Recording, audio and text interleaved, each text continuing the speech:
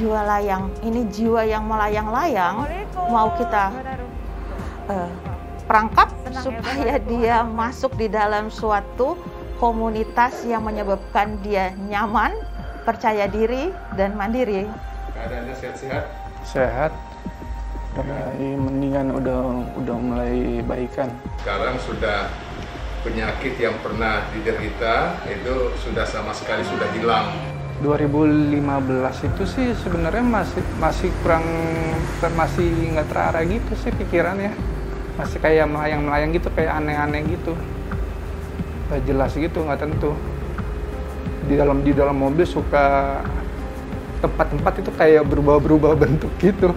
Mudah-mudahan dengan latihan seperti ini nanti teman-teman juga semakin terampil.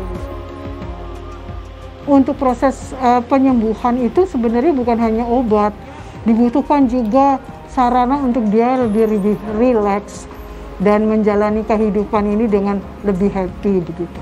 Ya, alhamdulillah pikiran kita udah tenang gitu, memang udah sembuh.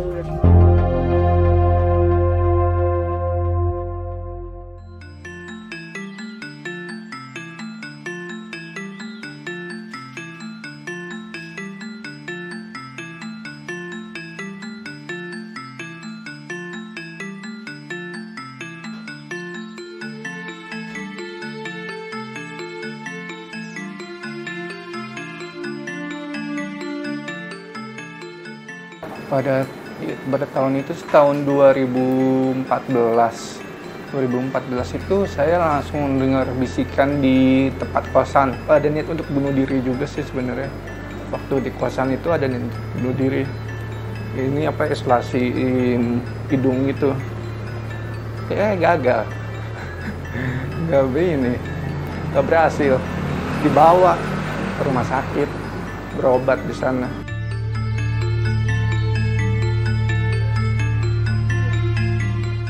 Mondar-mandir, tapi rasanya kayak aneh gitu, nggak tahu kenapa, kayak beneran gitu, ngelakuin segala sesuatunya kayak beneran gitu, kayak nyata. Kayak gerak-geriknya sih kayak orang nggak normal gitu.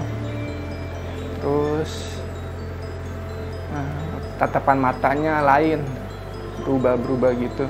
Suasananya jadi nggak enak banget di kehidupan saya itu, seperti nggak nyaman gitu. Jadi bawanya emosian, marah-marah gitu, masih belum percaya diri gitu. Tapi lama-kelamaan sih mulai dikit-dikit timbul rasa percaya dirian gitu.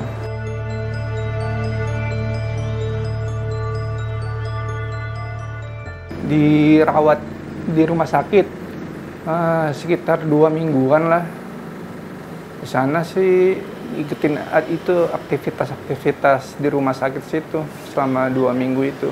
Tahun dinyatakan sembuh itu tahun baru sih, tahun 2021 ini tuh bisikannya udah mulai hilang. Itu karena saya nggak bikin apa-apa lagi sih. Kalau dulu kan sering mikirin yang lain-lain, jadi terbawa di pikiran, jadi terbayang-bayang aja. Kalau sekarang udah nggak terbayang-bayang lagi. Nama saya Firman, usia sekarang 46. Saya sakit mulai tahun 2004. Jadi pasti sakit kayak saya. Terus sama mama saya juga ya sensitif itu. Mama saya jadi marah-marah mulu kalau sakit gitu. Jadi kayak di lingkungan saya tuh kayak ada ngeluh juga di depan rumah gitu. Dibikin juga, jadi saya dibikin marah-marah. Kalau dibikin orang kayaknya marah-marah, terus marah-marah sama kakek saya, mama saya gitu. Semoga Firman bisa mempertahankan kesibukan ini. Dan juga memperbaiki budi pekerti tadi kan. Kan Firman juga kita ajarin bagaimana cara komunikasi yang baik kepada lingkungannya. Saya kan waktu itu kan di rehab plan, rehab psikiater masuk Grogol, jadi penyembuhan total di rumah sakit. Setelah itu kan dokter Ella ngadain acara tuh mau bikin rehab plan. Terus saya diajukan lagi sama Busar. Cuman ditanya dulu, kamu mau rehab plan nggak? Buat yang kerja kamu bisa ngurut kan? Iya, saya bisa ngurut dok. Yaudah kamu ngurut aja, nanti saya telepon.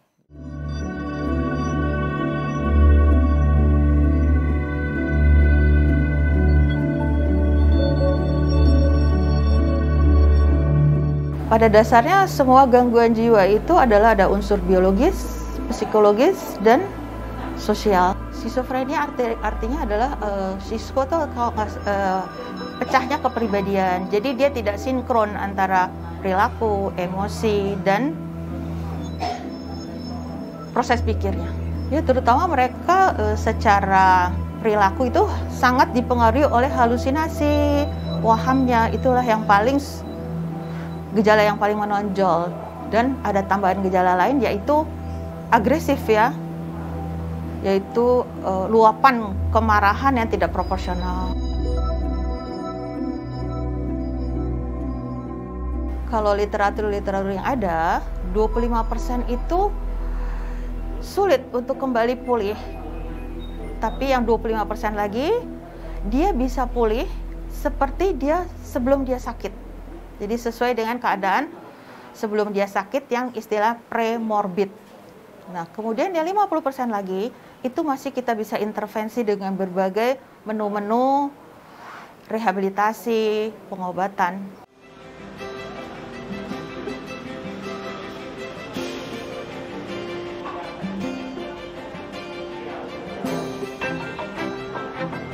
Selamat pagi menjelang siang.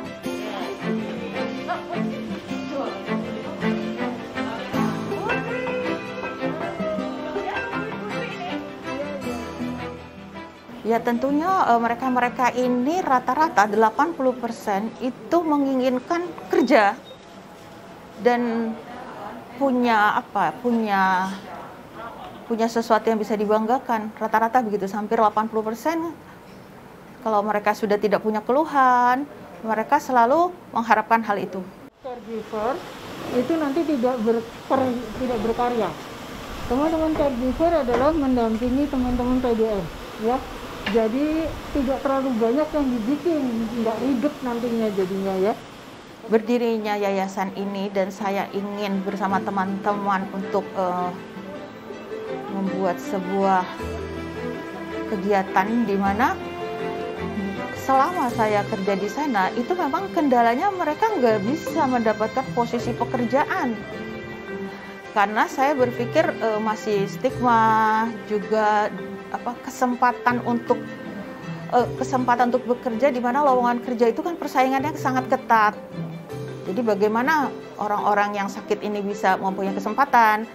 Sehingga saya berpikir, berarti kita harus berwirausaha sendiri. Oleh karena itu saya mencoba membuat sebuah corner-corner di mana corner-cornernya itu ada para entrepreneur sebagai entrepreneur sosial, yaitu disebut wirausaha sosial, di mana mereka itu benar-benar membantu para penyintas ini untuk bekerja pada mereka.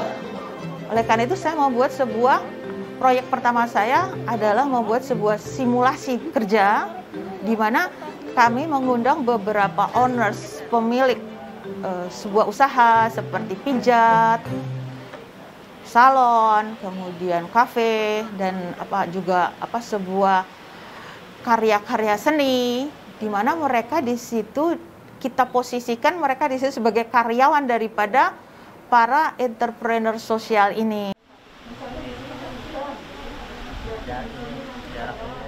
Para penyintas ini sekitar ada 40 yang mendaftar, tapi kita terima kalau nggak salah cuma 15 orang saja, di mana ada syarat dari usianya, yang usia produktif, kemudian tidak punya gangguan kecerdasan juga, karena juga ada yang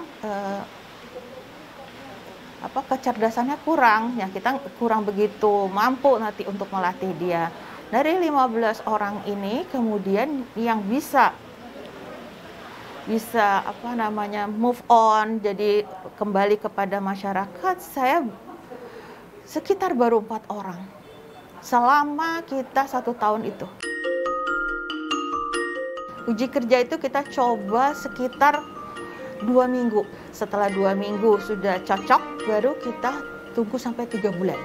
Nah, setelah 3 bulan, kemudian kita evaluasi lagi, sudah bisa apakah dia membuka usahanya sendiri, entah dia mengerjakan apa, baru kita nyatakan dia diterminasi. Jadi waktu itu program kita maksimal hanya 1 tahun.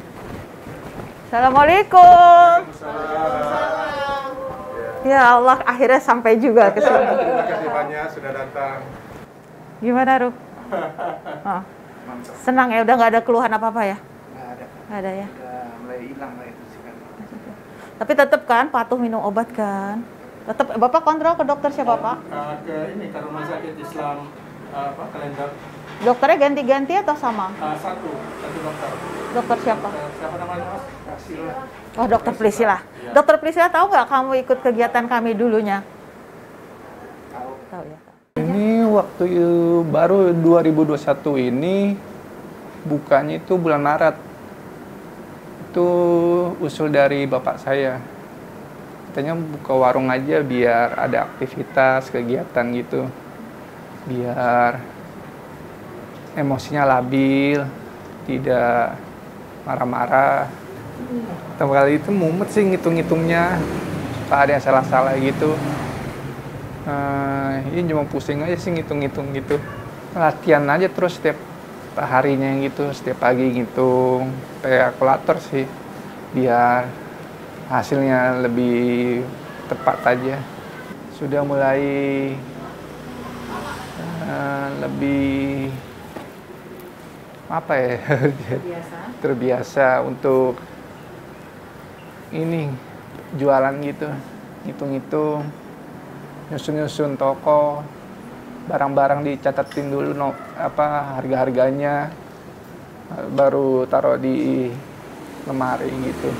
Hubungan keluarga, iya sih dukung banget, nolong banget gitu, membantu saya banget. Jadi Aru 1 tahun terakhir ini udah bagus sekali dong.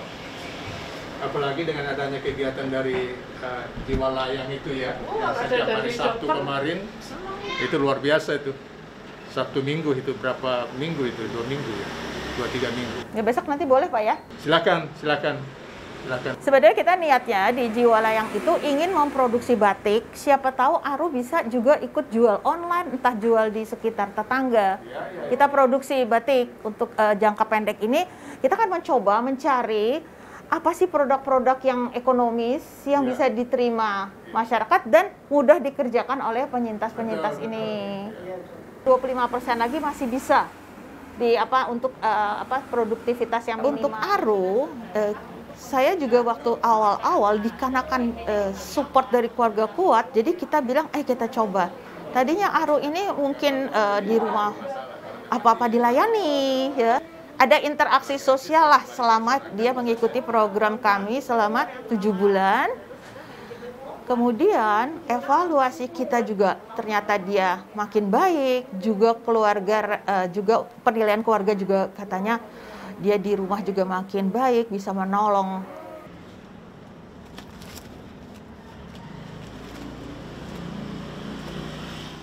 Dan Aru juga kelihatannya dia lebih fit secara fisik. Tadinya di fisiknya itu terus-terusan ada keluhan. Sampai di ronsen, di CT scan, periksa lab tuh hampir setiap bulan. Jadi dia itu mungkin karena kegalauan di perasaannya, jadi banyak keluhan fisik yang dialami. Untuk saat ini ternyata itu semua hilang. Berjalan bersama waktu, di mana waktu dia itu dihabiskan untuk berkegiatan. Urut, iya. Dia mau urut? Iya. Iya, silakan Cok, urut.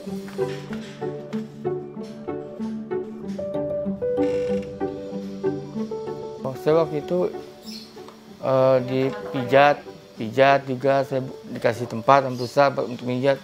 Alhamdulillah ada aja dari pasien, misalkan ada pasien ini anak-anak kecil itu ya, ibunya nunggu, bapaknya nunggu, sambil ngurus sama saya gitu. Terus dokter-dokter juga, Suma ngurus sama saya. Terus yang punya punya outlet itu, yang tukang mie pangsit, yang punya nyewa di Hubland, tukang pangsit, tukang kopi juga gitu, yang ngurus sama saya. Assalamualaikum.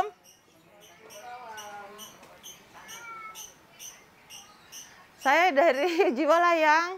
Iya, Dok. silakan masuk, Dok. Ya, kasih. Gimana Firman? Sehat, Dok. Sehat ya? Ya, baik. Sehat.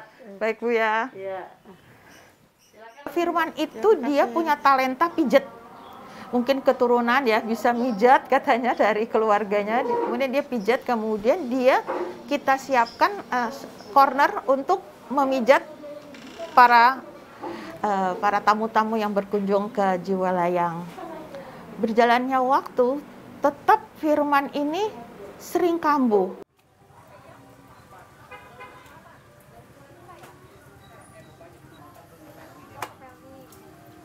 Kemudian berjalannya waktu, sering interaksi sesama teman-teman penyintas di Jiwalayang, sering berinteraksi dengan para pendamping di Jiwalayang, mungkin ada masukan sini situ ini itu. Sekarang Firman bisa mempunyai penghasilan dari parkir mobil. Kemudian yang kedua, dia bisa membantu menjaga warung temannya. Terus.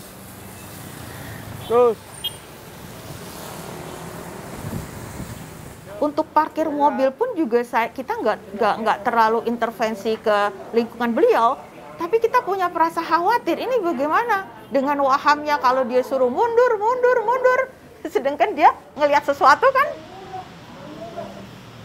Tapi ternyata saya tanya sama keluarga, nggak pernah terjadi hal-hal yang mengkhawatirkan yang kita bingungkan jikalau dia ada di lingkungan masyarakatnya.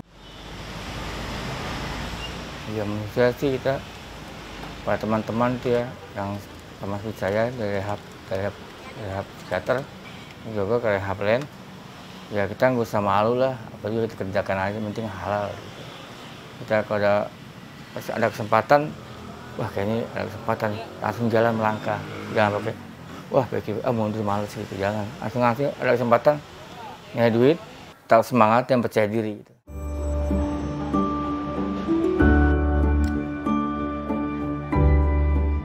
Hari ini kita akan melakukan proses pencetakan ya, menggunakan malam di atas kain ya. Nah, silakan nanti kalian bisa ambil kembali beberapa contoh yang sudah kalian kerjakan minggu yang lalu, sehingga hari ini kita bisa menuntaskan sampai dengan proses pencetakan, pewarnaan, hingga kemudian menjadi karya. Pada dasarnya kan penyintas-penyintas ini kan harus ada kesibukan, dan kesibukan senilah yang bisa membuat dia saling kerjasama, ketelitian, hal-hal itu aja sih, ketelitian baik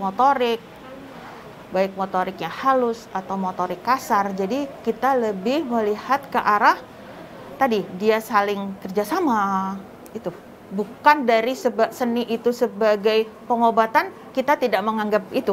Teman-teman PDM nanti pada saat mengerjakan akan didampingi oleh para instruktur ya. Nah, instruktur nanti yang akan mendampingi proses pembuatan cetakan.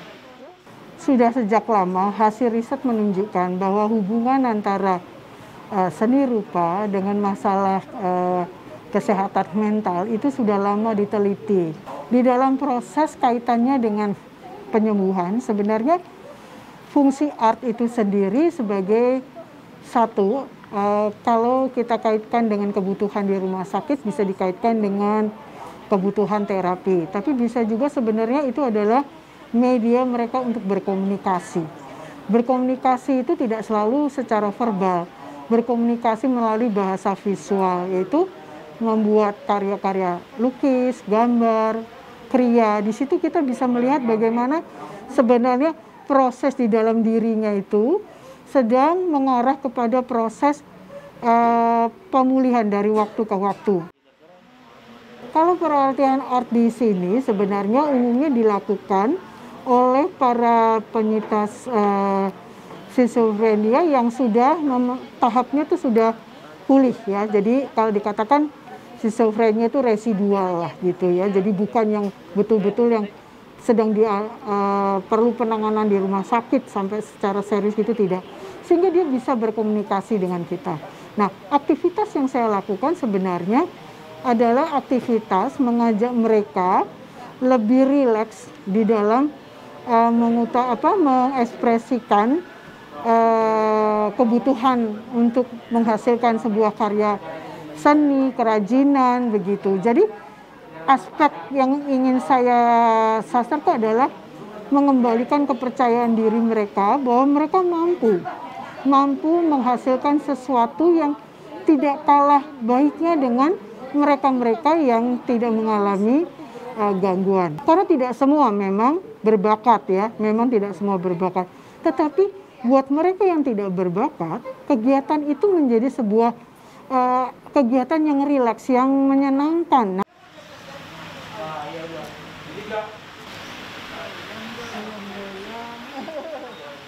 Kalau di Yayasan Jiwa Layang sih bagus tuh sebenarnya, menambah kepercayaan diri kita.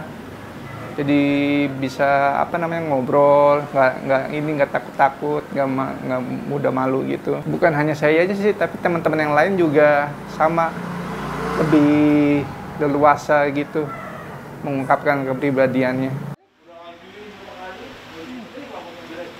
Berpikiran positif, jangan terbawa suasana, jangan mementingkan diri sendiri, itu aja sih. Biar diri kita lebih baik aja, lebih senang dengan menjalani hidup ini. Kita ingin buktikan bahwa teman-teman ODGJ memiliki kemampuan setara, semua sama. Ketika kita sedang berekspresi, maka menjadi bagian dari kehidupan kita. Berekspresi itu bukan hanya milik orang-orang tertentu.